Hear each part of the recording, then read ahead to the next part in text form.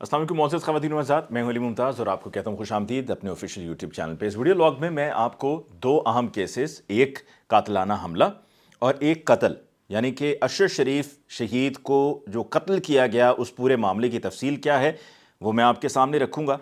और साथ में इमरान खान साहब पर जो गुज़श्ता हफ़्ते, ठीक एक हफ़्ता पहले, क्योंकि एक हफ़्ता पहले जुमेरात ही था और आज भी जुमेरात है, इमरान खान साहब पर जो कातलाना हमला हुआ उसके पीछे कौन कौन से लोग हैं जो अब तक सामने आए हैं, ये वो अहम मालूमात आपके साथ में शेयर करने जा रहा हूँ। सबसे पहले अरशद शरीफ शहीद की बात करते हैं, क्योंकि कल रात को उनकी जो पोस्टमार्टम रिपोर्ट है वो सामने आई और उस पोस्टमार्टम रिपोर्ट में ये देखा जा सकता है कि उनके जिस्म पर तशद्दुद के निशानात हैं, उन्हें बेरहमी से कत्ल किया गया। और कोई बहुत ही ज़ालिम आदमी होगा जो इस तरह का फेल कर सकता है।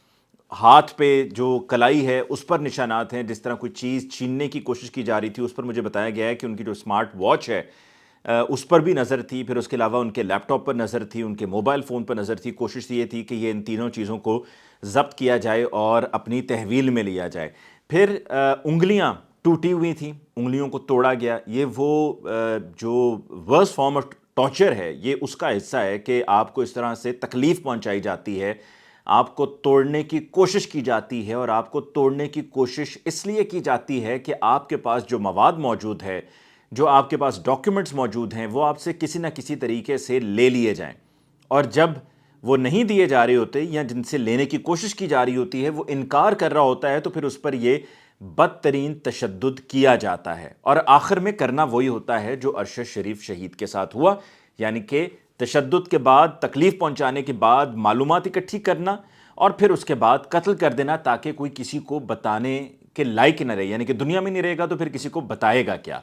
अरशद शरीफ की इसी तरह से पसलियाँ तोड़ी गईं, उनको जो गोली मारी गई वो बहुत करीब से मारी गई। ये तो मैंने पहले भी कई मरतबा कहा है अपने सोशल मीडिया अकाउंट ट्विटर पे, मैं ये कह चुका हूँ कि अरशद शरीफ शहीद को करीब से गोली मारी गई है। और ये भी बात पहले कह चुका हूँ कि गाड़ी में सिर्फ दो लोग ही नहीं थे, यानी कि अरशद शरीफ शहीद ही और साथ में खुरम ही नहीं था, बल्कि साथ में वकार भी था। यानी कि खुरम और वकार दोनों भाई हैं। पूरा नाम वकार अहमद खुरम अहमद है, कराची के रहने वाले थे, एमक्यूएम से बड़ा तगड़ा ताल्लुक़ रहा है।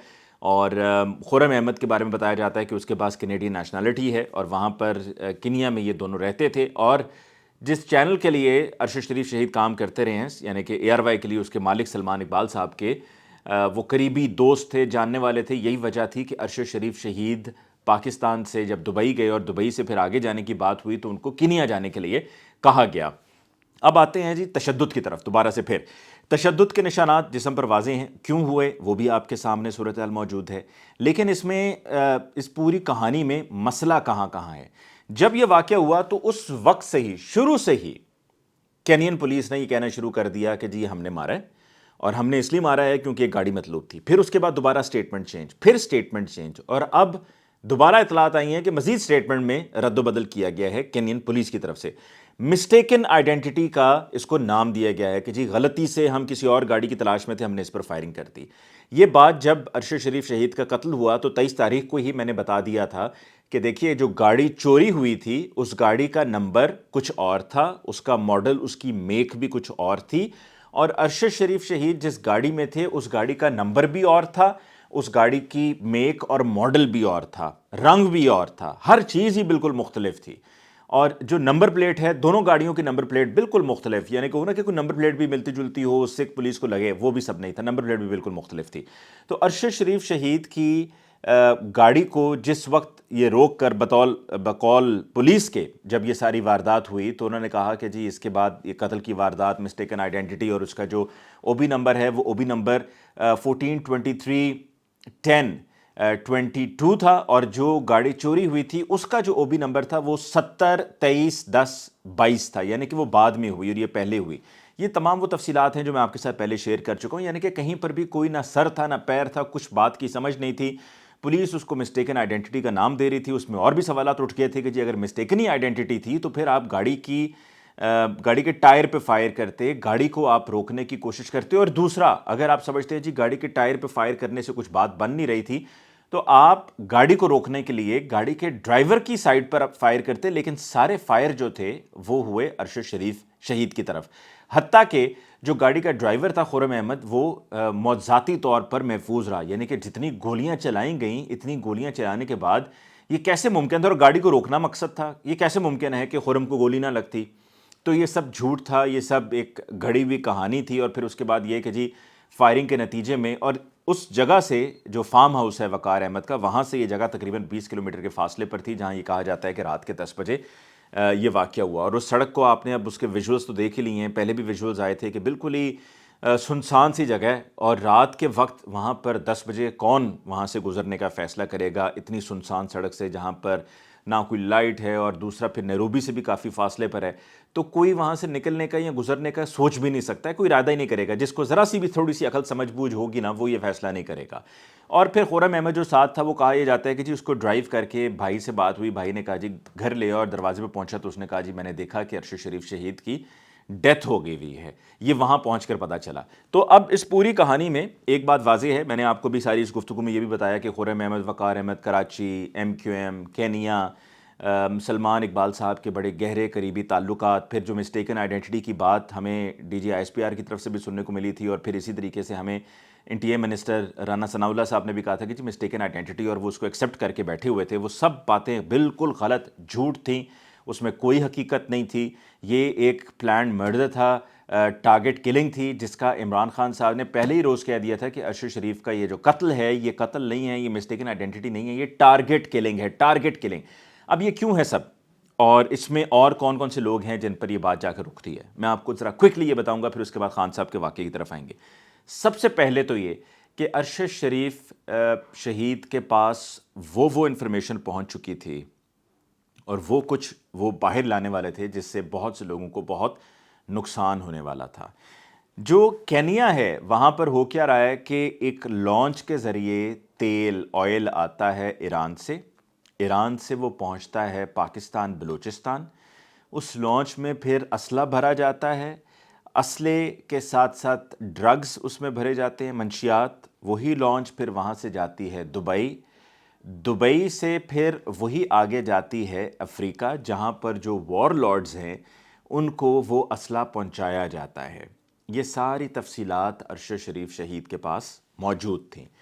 دوسرا، سیٹلائٹ فونز تھے وقار احمد کے استعمال میں، اور اطلاعات یہ ہیں کہ سلمان احمد صاحب کے پاس بھی، سلمان اقبال صاحب کے پاس بھی سیٹلائٹ فون تھا، اور اطلاعات یہ ہیں کہ جان بوجھ کر وقار احمد کا جو سیٹلائٹ فون ہے اس کی لوکیشن کے بارے میں لوگ یہ کہتے ہیں کہ ٹریس نہیں ہو سکتی، لیکن اس کو ٹریسیبل بنایا گیا، جس سے یہ ٹریس ہوا کہ ارشد شریف شہید کہاں پر ہیں، اور پھر وہاں جا کر یہ ساری کارروائی ڈالی گئی۔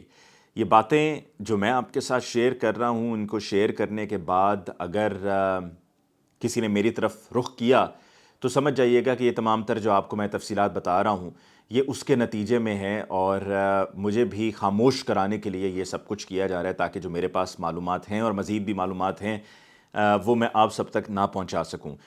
خرم احمد اور وقار احمد، ان دونوں کو اگر دھر لیا جائے اور ان کو پاکستان لایا جائے تو ساری کہانی کھل کر سامنے آ جائے گی، کیونکہ اس وقت خرم احمد گاڑی میں تھے، وقار احمد بھی گاڑی میں تھے، اور پہلے تشدد ہوا، اب جب تشدد ہوا، تشدد کے بعد یہ دونوں گاڑی میں، اور پھر اس کے بعد ان دونوں کو ایک ہلکا سا معمولی سا زخم بھی نہ آئے تو یہ بات ماننے والی نہیں ہے، لہٰذا یہ اس میں برابر کے شریک ہیں۔ پولیس کو ساتھ میں شامل کیا گیا، مجھے پہلے دن ہی یہ کہہ دیا گیا تھا کنیا کی طرف سے، کنیا میں ایک بندے کی طرف سے کہ جی یہ ایک انسائیڈ جاب ہے اور پولیس کے لیے کرنا کوئی مسئلہ نہیں ہے۔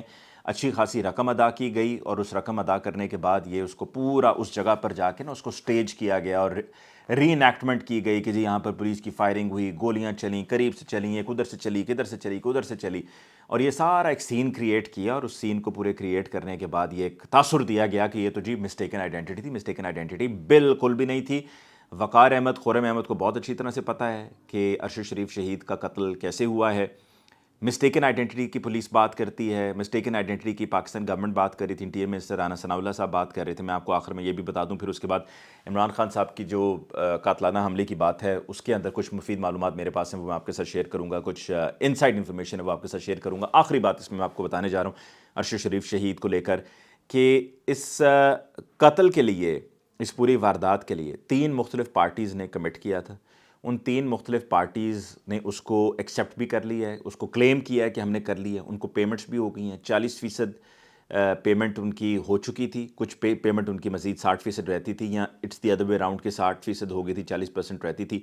وہ یہ اگلے 48 گھنٹے میں ان کو لندن میں ہوگی, وہ اگلے 48 گھنٹوں میں یہ پیمنٹ ان کو لندن میں ہوگی. یہ ساری چیزوں کو ذرا تھوڑا سا سوچیے گا جو میں نے اب تک آپ کے ساتھ معلومات شیئر کی ہیں.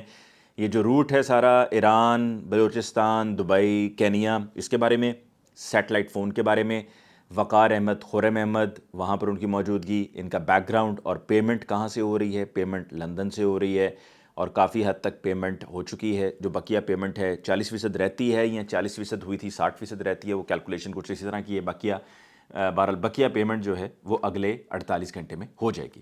اب آگے آتے ہیں جی, عمران خان صاحب کی بات کرتے ہیں. عمران خان صاحب پر جو ایک ہفتہ پہلے قاتلانہ حملہ ہوا تھا, اس میں جو حملہ آور تھا نوید, اس نے بتایا کہ اس کو اسلحہ جو اس کے پاس تھا, جس کو ہم سب کہہ رہے تھے کہ گلاک کی پسٹل ہے, یہ بالکل اس کی ٹرو کاپی ہے جو درے میں بنی ہے. اور اس کے پاس 18 گولیوں کا میگزین اس وقت پسٹل میں موجود تھا. ایک مزید 18 گولیوں کا میگزین اس کے پاس تھا جو اس نے چلانا تھا, لیکن وہ چلا نہیں پایا. وہاں پر ابتسام لڑکے نے ہاتھ ڈال کے اس کو روکا, بچایا خان صاحب کو, اور پھر اس کے بعد بھگدڑ مچی اور وہ وہاں سے بھاگنے کی اس نے کی, اور پھر پیچھے پلاٹ تھا وہاں سے فرار ہونے کی کوشش کی, لیکن وہ پھر پکڑا گیا, بھاگ نہیں سکا. تو اس پسٹل کو استعمال کرنے سے پہلے اس کا ٹاسک تھا کہ گجرانوالہ سے گجرات کے درمیان کہیں پہ بھی اس نے خان صاحب پر گولیاں چلانی ہیں, ان کو قتل کرنا ہے. اور اس کی باقاعدہ اس نے ٹریننگ بھی حاصل کی تھی.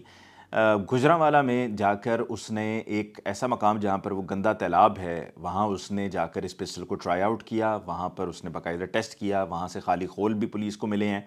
اور جو پہلی ویڈیو ہے وہ ایس ایچ او نے اپنے پاس ریکارڈ کی تھی, کر کے اس نے ڈی پی او صاحب کو بھیجی تھی, ڈی پی او صاحب نے پھر کہیں اور بھیج دی تھی.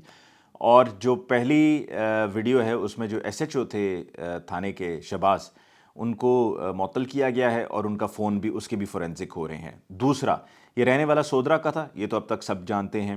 سودرا اور گرد و نواح میں مدثر نذیر نامی ایک آدمی ہے جو کہ پی ایم ایل این کا وہاں کا لوکل ہے, اور اس نے ایک روز پہلے, بلکہ مدثر نذیر اس کا پڑوسی ہے, اور مدثر نذیر کا بھائی ہے احسن, یعنی کہ مدثر نذیر اور احسن دونوں پڑوسی ہیں. احسن چھوٹا بھائی ہے, مدثر بڑا بھائی ہے. احسن وزیر آباد شہر میں اس کی شاپ ہے, فوٹو اسٹیٹ کاپی اور اس طرح موبائل فونز وغیرہ کی, جو کچہری ہے وزیر آباد میں اس کے بالکل پاس کر کے ہے. اور مدثر بڑا, اور دونوں ہی بھائی بڑے جنونی سپورٹر ہیں پی ایم ایل این کے. حتیٰ کہ احسن تو اتنا جنونی سپورٹر ہے کہ اس کو اگر اس کے سامنے کچھ بھی بات ایسی کہہ دی جائے جو پی ایم ایل این کے خلاف جاتی ہو تو فوراً بھڑک اٹھتا ہے, اور کوئی بات برداشت نہیں کرتا ہے, اتنا جنونی ہے. اور اس کی فیس بک کی اگر پوسٹ دیکھی جائیں تو بھری پڑی ہیں پی ایم ایل این کے حق میں اور پی ٹی آئی کی مخالفت میں. دوسری طرف پولیس نے امتیاز باگڑی نامی آدمی کو بھی گرفتار کر لی ہے. یہ بھی, ان کا تعلق پی ایم ایل این سے ہے, ان کا تعلق اسی علاقے سے ہے, وزیر آباد سے ہے. اور امتیاز باگڑی کو گرفتار اس لیے بھی کیا گیا ہے کہ اس واقعے سے ایک روز پہلے امتیاز باگڑی نے وزیر آباد کے ہی پاس ایک شادی ہال تھا, وہاں پر کنونشن تھا پی ایم ایل این کا. اس کنونشن میں انہوں نے جو تقریر کی تھی اس کی بنیاد پر ان کو گرفتار کیا گیا ہے. مدثر نذیر مختلف لوگوں کو اب وائس میسیجز بھیج رہا ہے, اور وائس میسیجز بھیج کر مدثر نذیر وضاحتیں دینے کی کوشش کر رہا ہے, اور یہ بتانے کی کوشش کر رہا ہے کہ جی میرا تو اس واقعے سے, میں بلکہ چاہ رہا ہوں کہ آپ کو کوئکلی تھوڑا سا ان کا وائس میسیج سنوا بھی دوں کہ مدثر نذیر لوگوں کو, یہ سنیے, میں یہ آپ کو ان کا سناتا ہوں. اور مدثر نذیر کی طرف سے بھی کوشش یہ کی جا رہی ہے کہ کسی طریقے سے میں اس معاملے میں کلیئر ہو جاؤں, اور کسی نہ کسی طریقے سے مجھے اس میں ایکویٹ کر دیا جائے. میں آپ کو جی مدثر نذیر کا یہ میسیج جو مختلف لوگوں کو مدثر نذیر بھیج رہا ہے وہ میں آپ کے ساتھ ابھی شیئر کرتا ہوں تاکہ آپ بھی سن لیں. Oh what a surprise. Mudassar Nazir کا یہ میسیج جو میں آپ کے ساتھ شیئر کرنے والا تھا وہ جن صاحب نے بھیجا تھا. آج کل یہی ہو رہا ہے, مجھے انفارمیشن آتی ہے, بھیجنے والا انفارمیشن بھیجتا ہے, بھیجنے کے بعد کچھ دیر کے بعد وہ ریئلائز کرتا ہے کہ جی میں نے غلط کر دیا, مجھے انفارمیشن کو ڈیلیٹ کرنا چاہیے, وہ پھر میسیج ڈیلیٹ کر دیا کرتا ہے. تو میں نے ابھی وہ میسیج کھول کے آپ کو سنانا چاہ رہا تھا جو مدثر نذیر نے اپنا وضاحتی میسیج بھیجا ہوا ہے, وہ ڈیلیٹ ہو چکا ہے. بہرحال مدثر نذیر وضاحتیں بھیج رہا ہے لوگوں کو, اور کہہ رہا ہے کہ میرا اس واقعے سے کوئی تعلق نہیں ہے, اور یہ نوید کا بالکل پڑوسی ہے, اور اس کا بھائی احسن وہ بھی بالکل ساتھ ساتھ ہی رہتے ہیں, وہ بھی پڑوسی. اور احسن نے اس واقعے سے ایک دن پہلے شام 6:48 پر اپنے فیس بک پیج پر یہ لکھ کر لگایا تھا کہ کچھ بڑا میرے پاس خبر ہے, کچھ بڑا ہونے والا ہے. اچھا, اب لوگ یہ کہتے ہیں کہ جی اگر اس نے یہ کہہ دیا تو اس میں کون سی کوئی بڑی بات ہے. لوگ اکثر کہہ دیا کرتے ہیں, لمبی لمبی پھینکتے ہیں, چھوڑتے ہیں کہ جی کچھ بڑا ہونے والا ہے. صحافی بھی لکھ دیا کرتے ہیں کچھ بڑا ہونے والا ہے, اکثر ٹویٹر پہ لکھتے ہیں, فیس بک پہ لکھتے ہیں, لوگوں کو میسیجز کر کے کہتے رہتے ہیں کچھ بڑا ہونے والا ہے, تکے مارتے ہیں. تو دیکھیں اگر یہ کوئی عام آدمی اور آدمی ہوتا نا تو میں اس بات کو مان لیتا. احسن کو گرفتار اسی وجہ سے کیا گیا ہے کہ وہ نوید کا پڑوسی بھی ہے, اور ظاہری سی بات ہے بات ایک طرف سے دوسری طرف سے تیسری طرف جاتی ہے. جس طرح ہو سکتا ہے کہ میں کسی شخص سے کہوں کہ یار میں تمہیں ایک بات بتاتا ہوں لیکن تم یہ قسم کھاؤ گے تم کسی کو نہیں بتاؤ گے. وہ قسم کھاتا ہے کہ جی میں کسی کو نہیں بتاؤں گا. پھر وہی شخص جس نے قسم کھائی ہوتی ہے وہ کسی اور آدمی سے بات کرتا ہے اور اسے کہتا ہے یار میں ایک بات بتاؤں گا پر قسم کھاؤ کسی کو نہیں بتاؤ گے. وہ بھی قسم کھا لیتا ہے. پھر اسی طرح سے وہ آدمی کسی اور کو بتاتا ہے اور وہ اس سے بھی یہ کہتا ہے یار قسم کھاؤ کسی کو نہیں بتاؤ گے. وہ بھی قسم کھاتا ہے اور اس طرح سے بات پھیل جاتی ہے. تو احسن کے پاس ایک روز پہلے یہ انفارمیشن آئی تھی. اگر یہ پڑوسی نہ ہوتا نوید کا تو میں اس بات کو اور طرح سے لیتا, لیکن اس کا پڑوسی بھی ہے, پی ایم ایل این کا جنونی سپورٹر ہے, صبح دوپہر شام پی ایم ایل این کی سپورٹ میں گزرتے ہیں, اور ان کے بھائی مدثر نذیر کا عطا تارڑ صاحب کے ساتھ بڑا قریبی تعلق ہے, بڑا آپس میں ان کا اچھا ریلیشن چل رہا ہے. تو احسن کا یہ کہنا تو اس سے یہ ظاہر ہوتا ہے کہ جی احسن کو معلوم تھا. اور میں اس طرح سے یہ ساری باتیں آپ کے ساتھ شیئر کر رہا ہوں کہ دیکھیے پی ایم ایل این کی جو لوکل لیڈرشپ ہے نا اس کو اس حملے میں کلیئر قرار نہیں دیا جا سکتا. یعنی کہ ان کے اوپر بھی بہت سے سوالات اٹھتے ہیں اور یہ ہمیں ذہن میں رکھنا چاہیے کہ ان کا بھی اس میں کوئی اہم رول ہو سکتا تھا. کیونکہ اگر ہم بات کریں ایجنسیز کی یا جس طرح اسٹیبلشمنٹ کی بات ہو رہی ہے تو اسٹیبلشمنٹ کے لیے بندہ لے کر آنا تو پاکستان میں کہیں سے بھی لا سکتے تھے. وہاں کا لوکل ہی کیوں, اور وہ بھی سودرا کا, یعنی کہ اسی حلقے کا اسی علاقے کا لوکل بندہ ہی کیوں ڈھونڈا گیا.